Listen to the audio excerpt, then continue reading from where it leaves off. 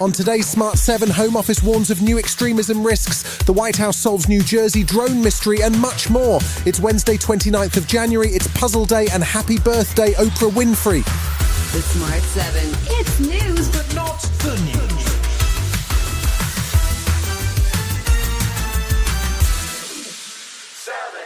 There was a new storm over extremism on Tuesday as part of a Home Office report was leaked to right-wing think tank Policy Exchange.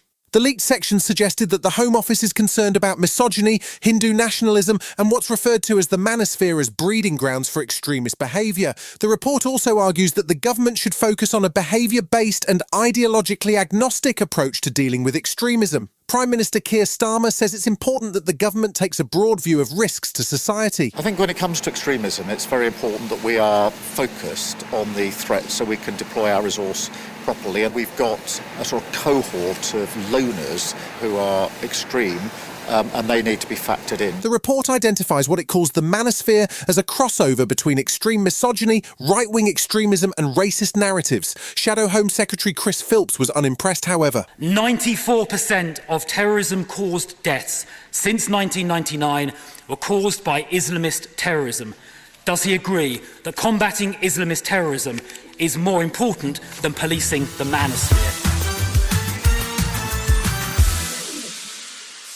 Donald Trump has continued to cause chaos with his executive orders, this time with one that instructed a pause to payments of federal funds from Tuesday afternoon onwards. The pause, which is intended to allow time for review to make sure that none of the funds are going to support activity that conflicts with President Trump's agenda, appears to be an illegal action by the new president. He's not supposed to seize or interfere with funds approved by Congress, and it has now been temporarily blocked by a judge in the US. He's also been busy ramping up deportations and planning to deport US criminals. And I don't want these violent repeat offenders in our country any more than I want illegal aliens from other countries who misbehave.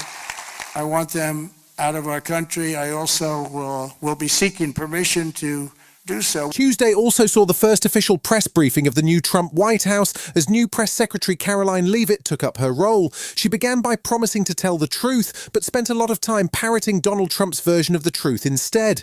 We did at least get to the bottom of the mystery drones over New Jersey. The drones that were flying over New Jersey in large numbers were authorized to be flown by the FAA for research and various other reasons. This was not the enemy.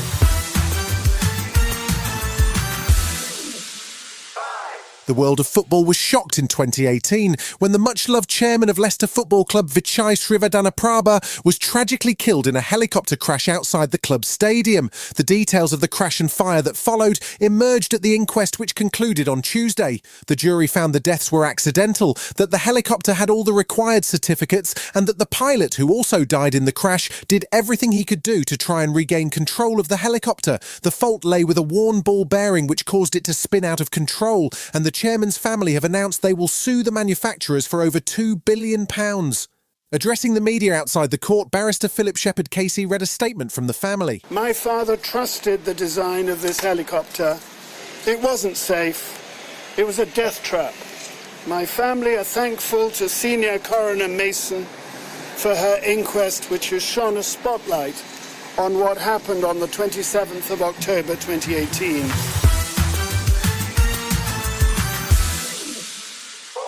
Tuesday saw Serbian Prime Minister Milos Vučević step down from his post with the intention of diffusing tensions. His resignation comes after weeks of protests in the town of Novi Sad, sparked by the death of 15 people when a railway station roof collapsed. Vučević was the former mayor of the town, and there have been accusations of corruption over the appointment of the Chinese construction company that renovated the roof. The protests have expanded, with students and farmers joining forces to block streets in Belgrade, and clearly pro-Russian populist President Alexander Vučić is hoping that the PM's removal will calm things down. My irrevocable decision is to resign from the position of Prime Minister of the Republic of Serbia. I had a long meeting with the President of the Republic this morning, and he accepted my decision and arguments. Still to come on today's Smart 7, City under pressure in the Champions League, and a true crime podcast hits the big screen right after this. Welcome back. 3, Wednesday night sees the final match day of the Champions League first stage. The new format has seen 36 teams do battle in a league format, with the top 8 going through to the next stage, while the next best 16 teams will go head-to-head and the bottom 12 teams are eliminated. That means there are 18 games on Wednesday, with Liverpool and Arsenal comfortable in the top 8, while Aston Villa and Celtic have work to do to guarantee their playoff spot. It's Man City who are struggling, stuck on 8 points and in desperate need of a win against Club Brugge. But manager Pep Guardiola wasn't in the mood for troublesome questions at his press conference. Pep, would it be embarrassing for both you and Manchester City if you didn't make it into... Ask me a question after. I know you want it, but thank you for your concern again. You know how worried you are. If we are out, but we are going after the game, you can concern me, and I will answer you.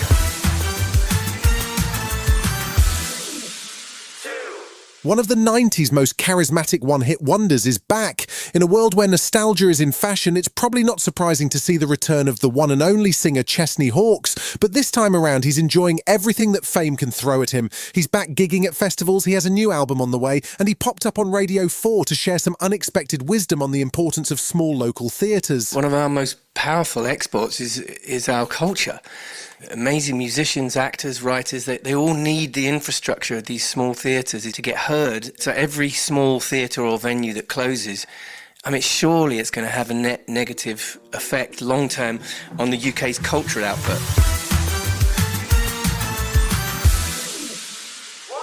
There's a new TV show on the way based on a true crime podcast. It's called Happy Face, and it tells the incredible story of Melissa Moore, who discovered at 15 years of age that her father was the serial murderer known as the Happy Face Killer. His name was Keith Hunter Jesperson, and he's currently serving a life sentence and is accused of the murder of at least 8 women in the 1990s. The show, which lands on Paramount Plus in March, stars Dennis Quaid as the killer, along with Tony Award winner Annalie Ashford, who plays his daughter. What do you know about the Happy Face Killer? Every violent act is a rock dropped in water. If you stay silent, the ripples of trauma just keep pulling everyone they touch underneath. You've been listening to The Smart 7. We'll be back tomorrow at 7 a.m. Hit that follow button and have a great day. Give us 7 minutes and we'll give you the world.